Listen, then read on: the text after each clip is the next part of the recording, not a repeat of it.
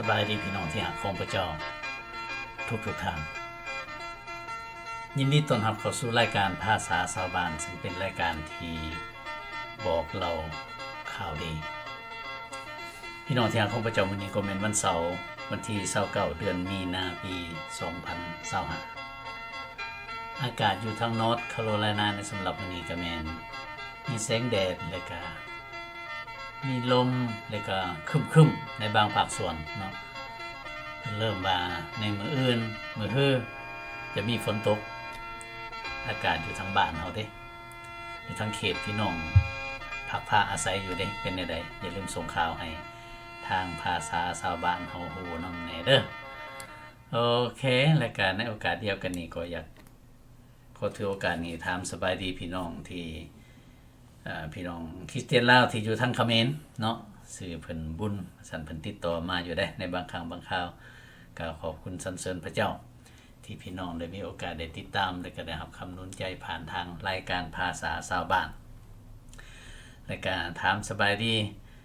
พี่น้องอยู่ทางประเทศไทยประเทศลาวแล้วก็ประเทศพม่าเนาะซึ่งได้ยินข่าวว่าเมื่อวานนี้เนาะว่ามีภัยพิบัติอันหายแห้งนั่นก็คือแผ่นดินไหวได้เกิดขึ้นจังซั่นในสำหรับมื้อนี้ข้าพเจ้าเองก็จะได้จัดรายการนี้พิเศษเพื่ออุทิศแด่พี่น้องที่ประสบภัยแผ่นดินไหวที่ประเทศเมียนมาและความแห้งก็ถึง 7.7 นี่ถือว่าแห้งละแม้แต่อยู่ในสหรัฐอเมริกาเขาเจ้าเองก็ยังพบกับความเสียหายหลายอย่างหลายแนวเนาะก็แม่นอยู่ทางเขตเอเชียเฮายิ่งจะพบกับความเสียหายหลายซึ่งในเวลานี้เพิ่นยังกวดกากันอยู่ยังบ่ทันได้รายละเอียดเทื่ออาจจะใช้เวลาหลายเติบเนาะก็มีแต่อ้อนวอนเพื่อสำหรับพี่น้องที่ได้ประสบภัยแล้วก็เพิ่นว่ามื้อวานนี้วันศุกร์วันที่28เดือนมีนาเวลาบ่าย 12:50 มองระหว่าง 12:00 นบ่าย 1:00 เนาะอยู่ทางประเทศไทยอยู่ทางเอเชียพวกเฮาเหตุการณ์นั้นได้เกิดขึ้นจังซั่นพวกเฮาจึงวอนขอให้องค์พระผู้เป็นเจ้าจงได้คุ้มครองปกป้องรักษาพี่น้องประชาชนที่ได้ประสบกับภัยพิบัตินี่เนาะสบายดีหลานสาวอยู่เซนวนก็มีโอกาสได้เข้าร่วมนั่งทุ่มมาสบายดีล่ะอยู่หลัก7หลานผู้นี้เพิ่นก็ได้ติดตามเป็นประจำพระเจ้าอวยพรเด้อโอเคให้หลานได้ตั้งใจสำคัญที่สุดก็คือปักตาเบิ่งองค์พระผู้เป็นเจ้าพี่น้องที่รักของพระเจ้าเหตุการณ์ที่เกิดขึ้นในมมนี่นั่นก็ให้ถือว่าเป็นอุทาหรณ์ที่ให้พวกเฮาสำนึกว่าชีวิตอยู่ในโลกนี้มันสั้นเหลือเกินและเฮาบ่รู้จักว่าสิ่งใดจะเกิดขึ้นในวินาทีข้างหน้าบางครั้งบางคราวพวกเฮานี่ก็พยายามบุกเบินแบบว่าคือว่าเฮาสิอยู่ในโลกนี้อย่างตลอดไปอันนั้นแม่นความคิดที่ผิดแม่นเป้าหมายที่ผิดเนาะแม่นอยู่เฮาพยายามอยู่ในโลกนี้แต่ต้องอธิษฐานเพื่อว่าให้เฮามีสุขภาพเข้มแข็งแล้วก็อยู่ดีมีแรงมีพออยู่พอกินอยู่แล้วก็ให้พึ่งพาอาศัยพระเจ้าเพราะว่าในเมื่อเฮาจากโลกนี้ไปแล้วเฮาบ่จักว่าเวลาใดในเมื่อเฮาจากไปแล้วชีวิตตัวนั้นแหละจะอยู่อย่างตลอดไปเป็นนิจสำคัญอยู่หม้องว่าเฮาอยากให้ไปอยู่ไสถ้าหากว่าบ่เชื่อในองค์พระผู้เป็นเจ้าผู้ทรงสร้างสารพัดทุกสิ่งผู้ทรงสร้างและประทานชีวิต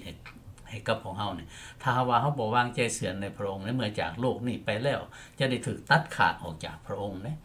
จังซั่นข้าพเจ้าจึงเป็นห่วงหลายเนาะมีหลายแนวที่เฮาก็ฮักแพงแล้วก็เป็นห่วงญาติพี่น้องลูกหลานแต่ละคนแต่ว่าอันที่เป็นห่วงอันใหญ่ที่สุดนั่นก็คือชีวิตอันตลอดไปเป็นนิจเพราะว่าอยู่ในโลกนี้เฮาก็เบิ่งแย่งกันได้เห็นบอกพี่น้องก็เคยจำคำเว้าที่ว่าเงินคำหาได้น้ำใจหายากว่าง่ายๆเขาสิว่าอย่างนึงเป็นจิตใจจิตของวิญญาณของเฮานั่นแม่นหายากที่สุด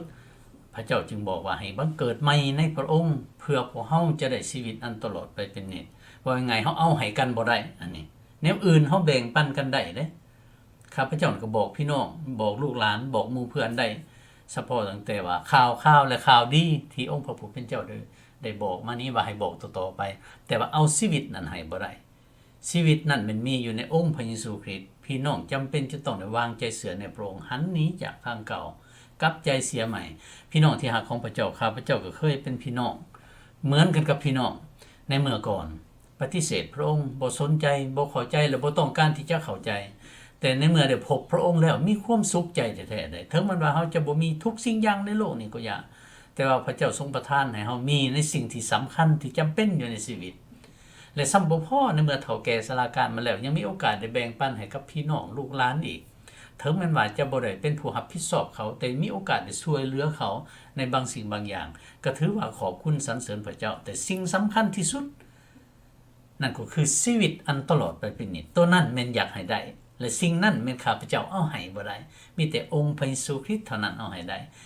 มีแต่ข้าพเจ้าบอกและก็สักส่วนล้วนตามว่าอยากให้เชื่อวางใจในพระองค์เหตุการณ์ที่เกิดขึ้นนี้แม่นเป็นสิ่งหนึ่งที่ว่าเตือนใจพวกเฮาว่าให้ฮีบกลับใจเสียใหม่หันหน้าขึ้นหาพระเจ้าองค์เที่ยงแท้เพราะว่าเฮาบ่รู้จักว่าเหตุการณ์เหล่านี้จะเกิดขึ้นอยู่กับเฮาบ่หรือว่าอยู่ใกล้เฮาบ่หรือว่าจะถือกับชีวิตเฮาบ่อย่างต่างจังซั่นข้าพเจ้าจึงอยากสักส่วนอหลีอยากหนุนใจพี่น้องเนาะบ่ให้ย้านและบ่ให้เกรงใจผู้ใดจงหันหน้าขึ้นหาองค์พระผู้เป็นเจ้าเพราะว่าพระองค์ทรงรักเฮาเนาะและสำบ่พอพระองค์ได้บอกเป็นเครื่องหมายสำคัญเหตุการณ์ต่างๆเกิดขึ้นเพิ่นว่าก่อนที่พระองค์จะเสด็จกลับคืนมาในโลกพระเยซูจะเสด็จมาอีกได้ในโลกนี่แต่พระองค์บอกว่าก่อนที่พระองค์จะเสด็จกลับคืนมาน่ะเหตุการณ์ต่างๆเพิ่นว่าให้เบิ่งสิ่งเหล่านี้เด้อพระองค์บ่บอกมื้อบ่บอกเวลาบ่บอกปีการพระองค์บ่บอกพระองค์บอกแต่ว่าเฮาจะกลับมาโดยไวกลับมารับเอาพวกเจ้าโดยไวและหลังจากนั้นเฮาจะกลับมาอีกครั้งที่2ลงมาสู่แผ่นดินอันนี้เพื่อว่าจะได้ตัดสินโลกนี้เพื่อว่าจะได้ปกครองโลกนี้แล้วหลังจากนั้นก็จะได้ตัดสินโลกนี้จังซั่นพวกสาวกก็มีความสนใจว่าก่อนจะถึงมื้อนั้นเป็นจังได๋ให้หมู่คนน้อยเฮ็ดจังได๋จะเห็นเหตุการณ์หยังบ่เนาะแต่ว่าเหตุการณ์ที่พวกเฮาเห็นนี่มันเป็นเพียงตั้งแต่เงาของเหตุการณ์อันที่แท้จริงที่จะเกิดขึ้นได้ถ้าหากว่าสิ่งที่เกิดขึ้นในเวลานี้ครับเป็นที่น่าย้านแล้วพี่น้องที่รักของพระเจ้าสิ่งที่จะเกิดขึ้นก่อนที่พระองค์จะเสด็จกลับมาอีหลีนั้นแฮงเป็นน่าย้านกว่านี้จังซั่นเนาะเพื่อว่าเป็นการเตือนใจเล็กน้อยข้าพเจ้าเองก็จะมีโอกาสได้นำเอาพระธรรมคำสอนมาโน้นใจพี่น้องพวกเฮาแน่ว่าจังซั่นซะเนาะแต่ว่าก่อนที่จะไปฮอดหันข้าพเจ้าจะให้พี่น้องแบบว่าข้าพเจ้าได้รวบรวมข่าวเนาะซึ่งเอามาจากนักข่าวที่เพิ่นออกข่าวอยู่ใน YouTube อันนี้แม่นยังอยู่ในระดับเครื่องกลางได้นี่ตัวละเอียดแท้ๆหั่นยังบ่ทันได้เห็นพี่น้องอาจจะซอกเห็นได้แต่ว่าในสุดนี้ก็อยากให้พี่น้องได้เบิ่งซะก่อนแล้วข้าพเจ้าจะได้กลับคืนมาแล้วก็โอ้ร่มพี่น้องอยู่ในพระธรรมคำสอนเนาะโอเคเชิญพี่น้องเบิ่งเด้อ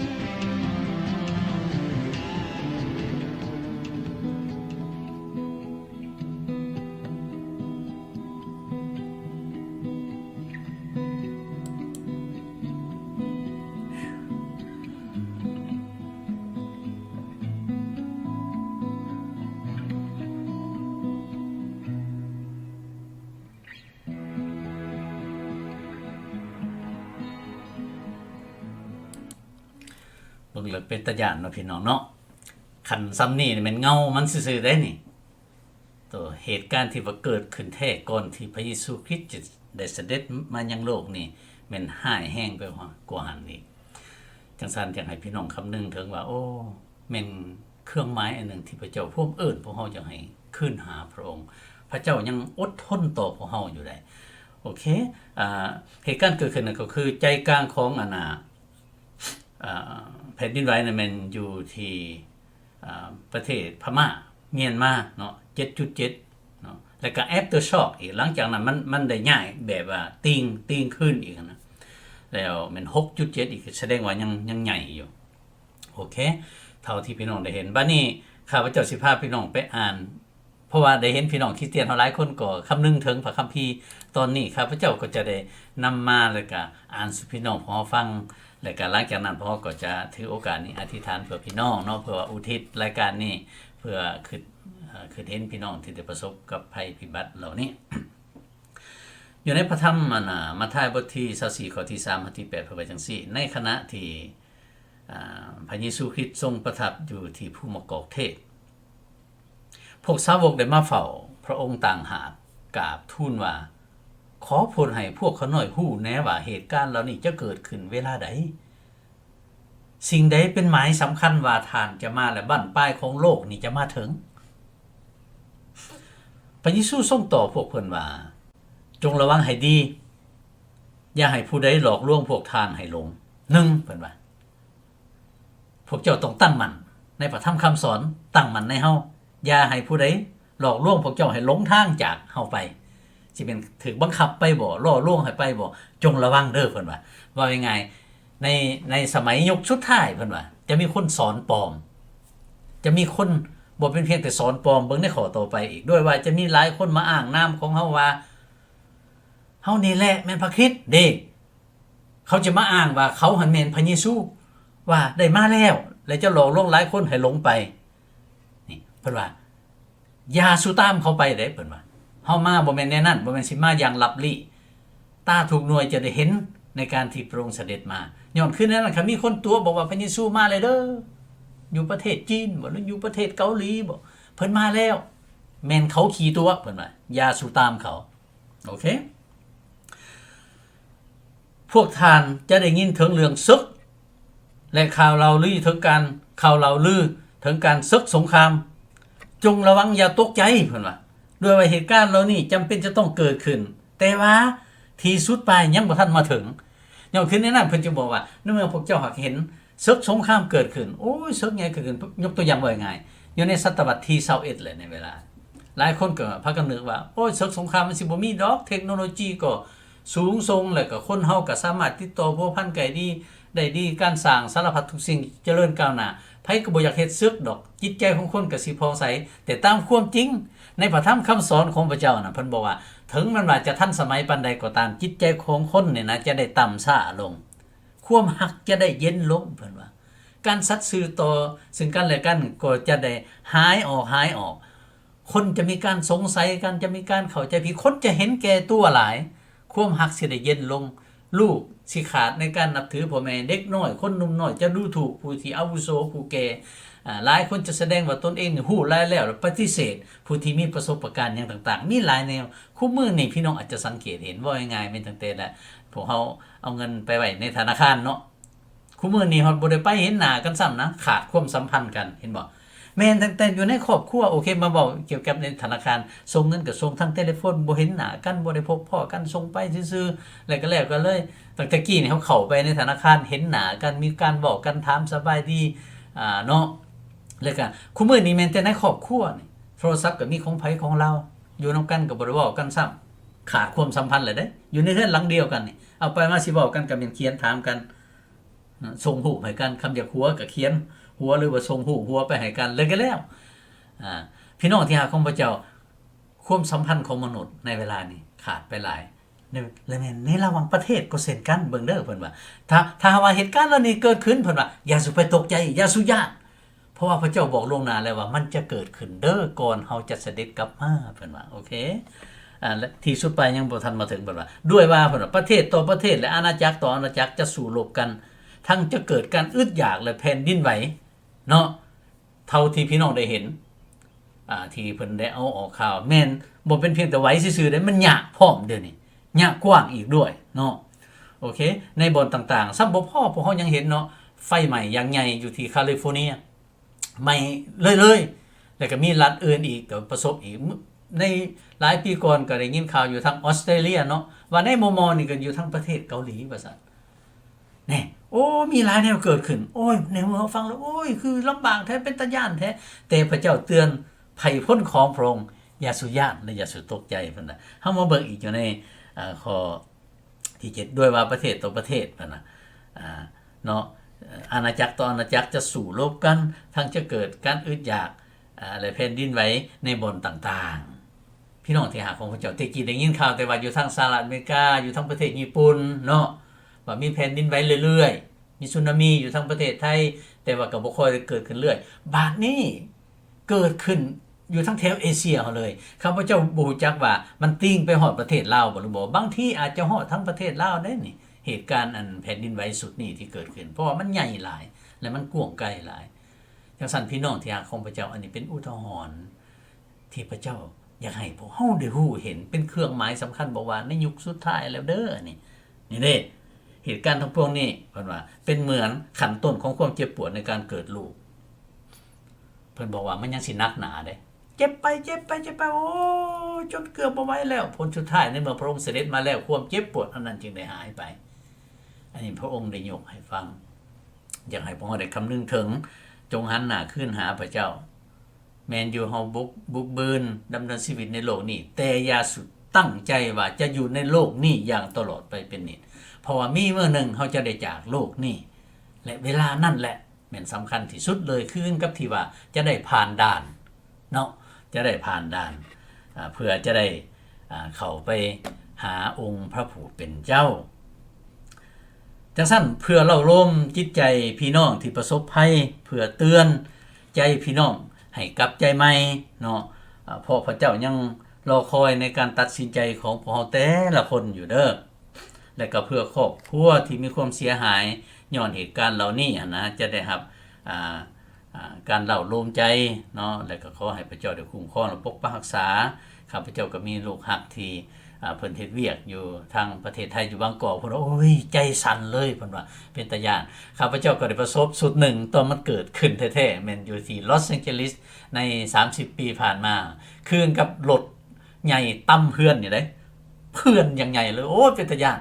แล่นไปนะอยู่หม่องประตูหั่นจักไปฮอดเทิงปานใดปุ๊บนะ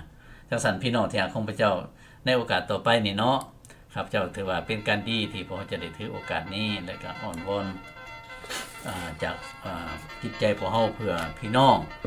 ที่ได้ประสบกับภัยพิบัตินี่ขอให้พวกเราร่วมใจกันเนาะครับพระเจ้าอยากคือโอกาสนี้เป็นพิเศษอ้อนวอนเพื่อพี่น้อง